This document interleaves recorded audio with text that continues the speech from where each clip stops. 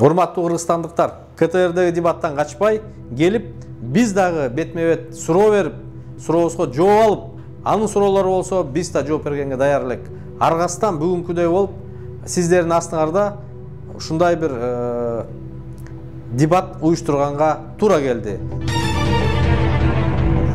Мына Кумтөрдө 20 жылдан бери ошо нарын суусуна цианид агып кирип, мына нарын суусу аркылуу өтүп атат.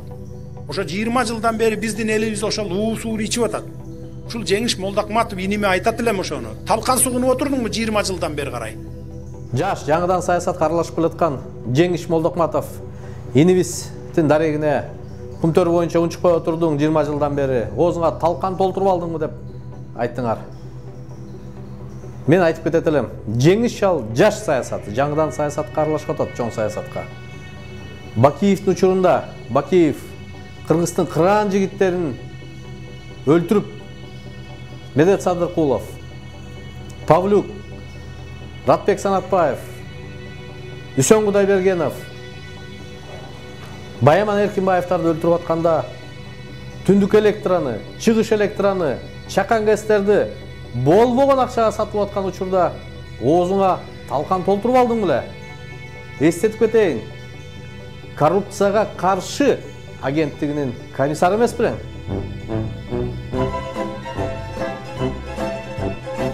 Анан ошол жигит айтат, кандидат.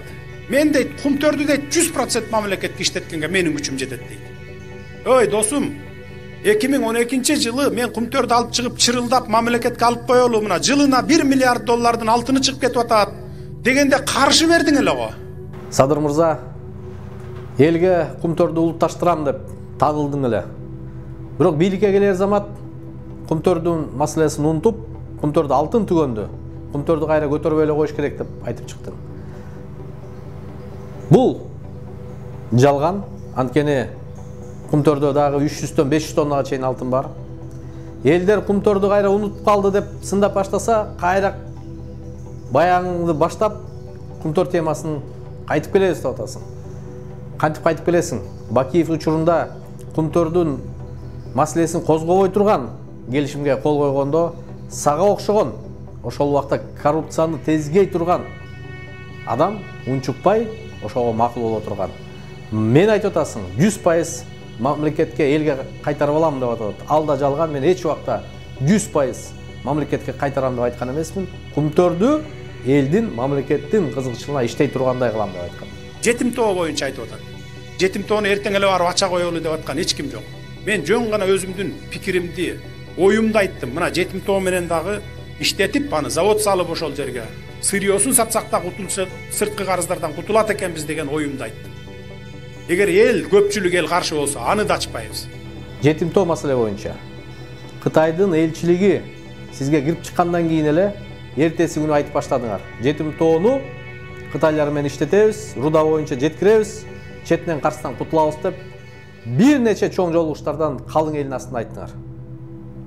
Бүгүн эми жетим тоону козгобой эле коелчу, иштетпесең иштетпей деле коебуз деп айтып турасыңар. Бүгүн эле вице-премьер Максат Мамутканов айтып чыкпады, жетим тоону биз иштетебиз, иштетиш керек деп.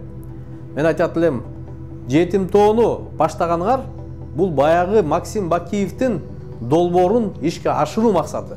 Банктардан акчалар чыгып кетпесин, чек арадан баягы качып чыгып кетишпесин, байлыктарды алып чыгып кетпесин, мародерчулук болбосун деп.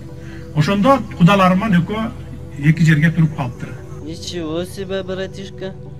Эми чында эле эл күлгөндөй эле жооп болгон экен. Аргастан күлөсүң.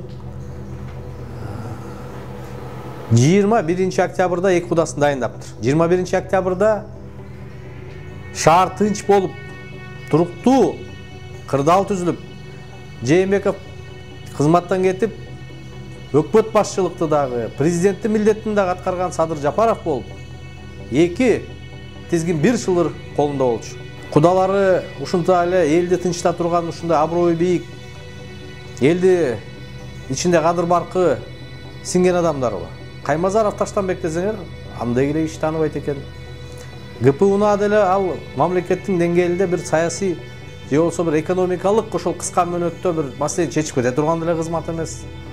Эми элдин астына айтып, элди ушу кырдаалды туруктуу кылыш үчүн, элди тынчыш үчүн, банктардан акча чыгып кетпеш үчүн аргасынан ошо 2 кудамды койдум дейт. Банк менен ГП унаанын кандай тиешеси бар?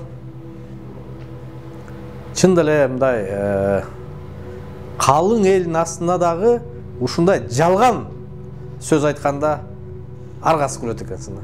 Мына талапкердин фонд ачылганына бир айга жакын чукулдап калды. Бүт бары расходтун бары элден келип атат. Карапайым калктан келип атат мынакей. Пенсионерлерден келип атат. Пенсиясын көтөрүп келип тапшырып атат деп атат. Мына ушул балага жардам береличи деп. Менин расходумду мына сиздер элдер көтөрүп атасыздар. Мына областтарда мондай плакаттар турат. Аларды да ошо эл көтөрүп атат өзү. Ушул жанатан бери ушул артында кыздар турса өзүмдү ыңгай сезет экенмин. Буттарыңар талды го кыздар. 3 саат 4 сааттап жана чилдеде карап турушат билбейм. Жыгылып калдык да мындай кичине отуруп эс алгылачы. Рахмат кыздар. Эми шайлоо фондумду карапайым эл пенсионерлер акчаларын которуп толуп атат дегенге дагы мен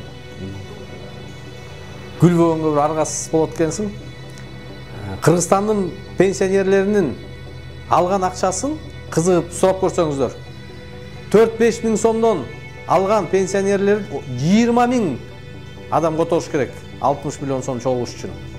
Биринчиден, экинчиден эртеси күнү эле жанагы маалыматтын баары ачыкка чыкты. Кытай фирмасы Хоер 1 миллион сом которгон экен. Максим Бакиевдин достору 5 миллион сом которгон экен. Ушул Кытай компаниясы кайсы Кыргызстандын пенсионерине таандык компания болду экен? Ошону бир жооп берип койсоңор.